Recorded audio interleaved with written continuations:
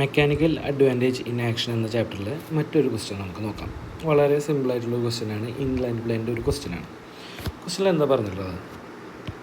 A force of 100 Newton is required to push a load up in an inclined plane. അപ്പോൾ നോക്കിയാൽ ഒരു inclined പ്ലെയിൻ്റെ ചിത്രം ഞാനിവിടെ കാണിച്ചു തരാം. ഇതാണ് ഒരു ഇൻക്ലൈൻഡ് പ്ലെയിൻ്റെ ഒരു ചിത്രം. ഇതേ നോക്കിയേ, ഒരു ലോഡുണ്ട് അല്ലേ? ഓക്കെ, ഒരു ലോഡുണ്ട്. ലോഡ് പുഷ് ചെയ്യാൻ വേണ്ടിയിട്ട് നമുക്ക് എത്ര വേണം? 100 Newton എന്ത് കൊടുക്കുന്നു? ഫോഴ്സ് കൊടുക്കുന്നുണ്ട്. അപ്പോൾ എഫേർട്ടായിട്ട് നമ്മൾ 100 Newton കൊടുക്കുന്നുണ്ട്. മാത്രമല്ല ഇൻക്ലൈൻഡ് പ്ലെയിൻ്റെ നീളം എത്രയാണെന്ന് പറഞ്ഞിട്ടുണ്ട്? 5 മീറ്ററാണെന്ന് പറഞ്ഞിട്ടുണ്ട്. ഹൈറ്റ് എത്രയാണെന്ന് പറഞ്ഞിട്ടുണ്ട്?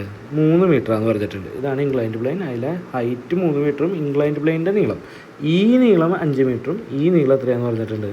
3 മീറ്ററാണെന്ന് പറഞ്ഞിട്ടുണ്ട്. എങ്കിൽ മെക്കാനിക്കൽ അഡ്വാൻറ്റേജ് കാൽക്കുലേറ്റ് ചെയ്യാൻ പറഞ്ഞിരിക്കാം. അപ്പോൾ അത് നോക്കിയാൽ നമുക്ക് മെക്കാനിക്കൽ അഡ്വാൻറ്റേജിൻ്റെ ഫോർമുല അറിയാം. നമുക്ക് എന്താണ്? ലോഡ് ഡിവൈഡഡ് ബൈ എന്താണ്? എഫേർട്ടാണ്. ഓക്കെ അല്ലേ?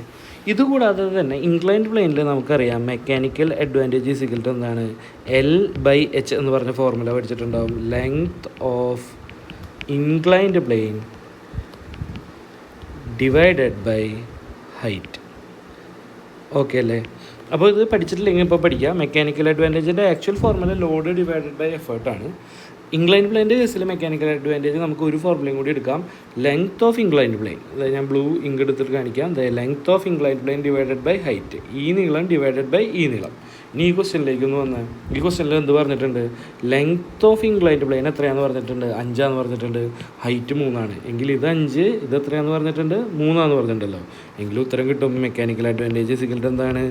5 ഡിവൈഡഡ് ബൈ 3. ഇത് കാൽക്കുലേറ്റ് ചെയ്യുക. 5നെ 3 കൊണ്ട് ഡിവൈഡ് ചെയ്യുക. ഒരു വട്ടം പോവും. റിമൈൻഡർ 2, ഡെസിമൽ 2, 6 ടൈംസ് പോവും. 18, 2, 6 ടൈംസ് പോവും. ഇതിന് ഇങ്ങനെ 1.666 ആയിട്ട് പോകും. അപ്പോൾ ഇതിന് എനിക്ക് എന്ത് എഴുതാം? 1.67. അപ്പോൾ ഈ കേസിൽ മെക്കാനിക്കൽ അഡ്വാൻറ്റേജ് എത്രയാണ്? 1.67. അപ്പോൾ ഓർക്കുക, ഇൻക്ലൈൻഡ് പ്ലെയിൻ്റെ കേസിൽ mechanical advantage is equal to load by effort ഉള്ളതുപോലെ തന്നെ length of inclined plane divided by height എന്ന ഫോർമുലയും കൂടി ഉണ്ട് കേട്ടോ. ഓക്കെ, അപ്പോൾ ഇത് പഠിക്കാം.